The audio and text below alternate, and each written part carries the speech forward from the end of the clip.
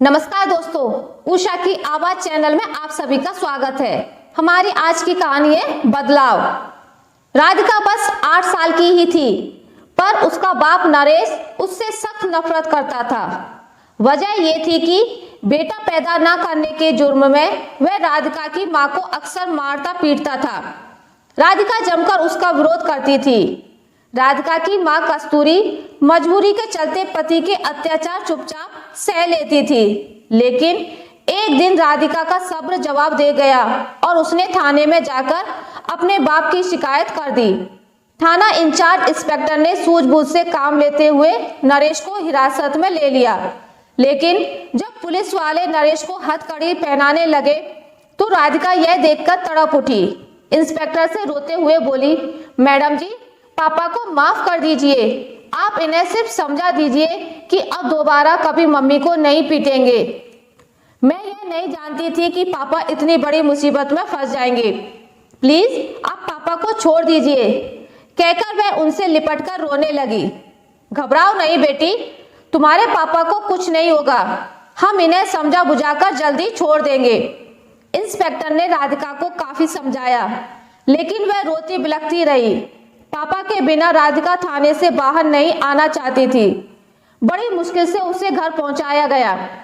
इस घटना के बाद राधिका हंसना ही भूल गई। पापा को उसकी वजह से जेल जाना पड़ा था, इस बात का उसे बहुत अफसोस था। इंस्पेक्टर ने नरेश की माली हालत को देखकर उस पर बहुत कम जुर्माना लगाया, जिससे वह 1 महीने में ही जेल से छूट गया। इंस्पेक्टर ने नरेश को जेल से बाहर आने के बाद समझाया, देखो नरेश, तुमने बेटा पाने की चाहत में बेटियों की जो लाइन लगा रखी है, इसका बोझ तुम्हें अकेले ही उठाना पड़ेगा। इसलिए अब भी वक्त है कि तुम अपनी बेटियों को ही बेटा समझो, इन्हें प्यार दुलार दो।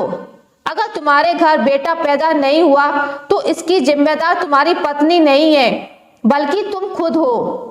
तुम्हारे घर में कोई तुम्हारा दुश्मन नहीं है, बल्कि तुम सबके दुश्मन और अपनी जिंदगी के साथ भी दुश्मनी कर रहे हो। अब क्या तुम अपनी बेटी राधिका से इस बात का बदला लोगे कि तुम्हारे द्वारा उसकी मां पर ढाए जाने वाले जुल्म से घबराकर वह थाने चली आई? नरेश सिर झुकाए चुपचाप इंस्पेक्टर की बातें सुनता रहा। खबरदार नरेश, अब भूल से भी कोई ऐसी वैसी हरकत मत करना। नरेश ने इंस्पेक्टर की बात को अनसुना कर दिया, क्योंकि उसके मन में राधिका के लिए बदले की आग सुलग रही थी। घर में कदम रखते ही नरेश ने राधिका की पिटाई की। बेटी को पिटता देख कस्तूरी बचाने आई तो नरेश ने उसे भी खूब मारा पीटा, फिर दोनों माँ बेटी को घर से निकाल दिया। इस दुखद मंजर को अड़ोस पड़ोस के लोग चुपचाप देखते रहे। किसी के लफड़े में पड़ने की क्या जरूरत है? इस सोच के चलते मोहल्ले वाले अपने अपने जमीर को मुर्दा बनाए हुए थे। कोई भी यह नहीं सोचना चाहता था कि कल उनके साथ भी ऐसा हो सकता है। कस्तूरी राधिका को लेकर अपने मायके चली गई और अपनी विधवा मां से लिपटकर खूब रोई।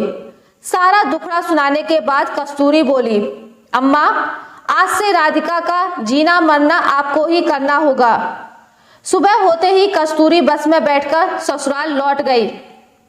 इस बात को 15 साल बीत गए। राधिका के ननिहाल वाले गरीब थे, इसके बावजूद मामा मौसी वगैरह ने मिलजुल कर राधिका की परवरिश की। उसे अच्छी से अच्छी शिक्षा देकर कुछ इस तरह निखारा कि अपने पराए सभी उस पर नाज करने लगे। आज राधिका 23 बरस की हो चली थी। इस दौरान नरेश ने उसकी कोई खोज खबर नहीं ली, क्योंकि वह उससे बहुत चिढ़ता था। उसी की वजह से उसे जेल जाना पड़ा था। राधिका की मां कस्तूरी अक्सर मायके आकर बेटी को देख लेती थी। इस बार कस्तूरी मायके आई तो उसने मायके के तमाम रिश्तेदारों को इकट्ठा किया और अपनी लाचारी बताते हुए राधिका के हाथ पीले करने की विनती की। इस पर मायके वालों ने भरपूर हमदर्दी जताई। राधिका के बड़े मामा कालू ने तो बातचीत के दौरान ही अपनी जिम्मेदारी का एहसास कराते हुए कहा, देखिए, आप लोगों को ज्यादा परेशान होने की जरूरत नहीं है। मैंने राधिका के लिए एक अच्छा सा लड़का देख रखा है। वह शरीफ है, कम उम्र का है, पढ़ा लिखा है और नौकरी भी बहुत अच्छी करता है। लेकिन जब लड़के की असलियत पता की गई तो पता चला कि वह किसी भी तरीके से राधिका के लायक नहीं था। वह 50 साल से ऊपर का था और 2 पत्नियों को तलाक दे चुका था। नौकरी करने के नाम पर वह दिल्ली में रिक्शा चलाता था। कालू द्वारा बताया गया ऐसा बेमेल रिश्ता किसी को पसंद नहीं आया। नतीजन उस रिश्ते को मना कर दिया गया। इस पर कालू ने नाराजगी जताई तो उसकी बड़ी बहन विमलेश ने कालू को तीखा जवाब दिया, लड़का जब इतना ही अच्छा है तो राधिका को हटाकर और उससे अपनी बेटी को ब्याह दो। विमलेश के इस जवाब ने कालू के होश ठिकाने लगा दिए। वह तिलमिलाकर तुरंत मीटिंग से उठ गया। राधिका के लिए एक अच्छे लड़के की तलाश जारी थी और जल्दी ही विमलेश ने एक काबिल लड़के को देख लिया जो सबको पसंद आया। शादी की तारीख 1 महीने के अंदर तय की गई। कुछ ननिहाली रिश्तेदारों ने माली मदद में पहल की। इसमें विमलेश खास तौर से आगे रही। लड़का पेशे से वकील होने के अलावा एक सच्चा समाज सेवी भी था। उसके स्वभाव में करुणा कूट कूट कर भरी थी। उसने लड़की वालों से किसी चीज की मांग नहीं की थी। राधिका की बारात आने में 10 दिन बाकी रह गए थे। इसी बीच एक दिन राधिका के होने वाले पति विकी ने विमलेश को फोन कर शादी से इनकार करने का संकेत दिया। वजह पूछने पर उसने बताया कि लड़की अपने बाप को जेल की हवा खिलवा चुकी है। इस वजह से कोई भी शरीफ लड़का ऐसी लड़की को अपना हमसफर बनाना पसंद नहीं करेगा। राधिका के ननिहाल वालों की आंखों में मायूसी का अंधेरा पसर गया। वे आपस में मिल बैठकर सोच विचार कर रहे थे कि बिगड़ी बात कैसे बनाई जाए। तभी विमलेश के मोबाइल फोन की घंटी बजने लगी। विकी का फोन था। विमलेश ने झट से फोन रिसीव किया और बोली, तुम्हारे शुभ चिंतकों ने हमारी राधिका के खिलाफ और जो कुछ भी शिकायतें की हैं तो वो भी हमसे कहकर भड़ास निकाल लो।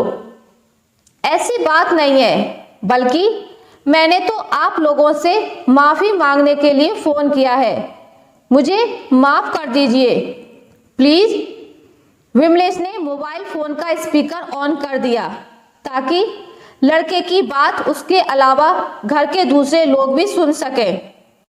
आपके ही कुछ सगे संबंधी मेरे कान भरकर मुझे गुमराह करने पर तुले थे, लेकिन भला हो उस इंस्पेक्टर साहिबा का जिन्होंने आपके रिश्तेदारों द्वारा रची गई झूठी कहानी का पर्दाफाश कर मेरी आंखें खोल दी। लेकिन कौन इंस्पेक्टर साहिबा? विमलेश ने चौंककर पूछा। जी, वे एक पुलिस वाली होने के अलावा समाज सेवी भी हैं। उनसे मेरी अच्छी जान पहचान है। मैंने उनसे राधिका और उसके पापा नरेश से जुड़ी थाना पुलिस वाली बात जब बताई तो उन्हें वह सारा माजरा याद आ गया। तब उनकी पोस्टिंग डूंगरपुर थाने में थी। उन्होंने मुझे सब कुछ बता दिया है, जिससे सारी बात साफ हो गई और मेरा दिल साफ हो गया। राधिका के ननिहाल वाले बड़े ध्यान से विकी की बातें सुन रहे थे। विकी ने आगे कहा, बड़े अफसोस की बात है कि अपने लोग ही कितने दुश्मन होते हैं। ऐसे लोग अगर किसी मजबूर का भला नहीं कर सकते तो कम से कम बुराई तो ना करें। फिर देखते ही देखते राधिका की शादी विकी के साथ हो गई। शादी में वही इंस्पेक्टर साहिबा भी दूल्हे की तरफ से शामिल हुई थी। विदाई के समय राधिका की रोती हुई आंखें किसी को तलाश रही थी। इंस्पेक्टर साहिबा उसकी बेचैनी को समझ रही थी। वे थोड़ी देर के लिए भीड़ से निकल गई और जब लौटी तो उनके साथ राधिका के पिता नरेश थे। उसके हाथ में एक छोटी सी थैली थी। अपने पिता को देखते ही राधिका उनसे लिपट गई और रोने लगी। नरेश ने थैली राधिका की तरफ बढ़ा दी। इसी बीच इंस्पेक्टर साहिबा राधिका के सामने आई और बोली, तुम्हारे लिए ही बनवाए हैं, इसकी गवाह मैं हूं। मैं चाहे जहां भी रहूं, लेकिन ये कोई भी काम मुझसे पूछकर ही करते हैं। तुम्हारे पापा अब बेटी को मुसीबत समझने की नासमझी से तौबा कर चुके हैं। तुम्हारी सारी बहनें अच्छे स्कूल में पढ़ाई कर रही हैं और खूब नाम रोशन कर रही हैं। मैडम जी ठीक बोल रही हैं बेटी, राधिका की माँ कस्तूरी ने कहा। इंस्पेक्टर साहिबा बोली, बस यह समझो कि राधिका बेटी के अच्छे दिन आ गए हैं, बधाई हो। राधिका बोली, आपकी बड़ी मेहरबानी मैडम जी, आपने मेरे घर वालों को बिखरने से बचा लिया। इतना कहकर वह इंस्पेक्टर साहिबा से लिपटकर इस तरह रो पड़ी जैसे वह बरसों पहले थाने में उनसे लिपटकर रोई थी। आशा करती हूँ आपको मेरी आज की कहानी अच्छी लगी होगी। अगर आपको मेरी ये कहानी अच्छी लगी है तो इसे लाइक करें, ज़्यादा से ज़्यादा शेयर करें, और अगर आप मेरे चैनल पर नए हैं तो इसे सब्सक्राइब करना ना भूलें। मिलते हैं एक नई कहानी के साथ, तब तक के लिए नमस्कार।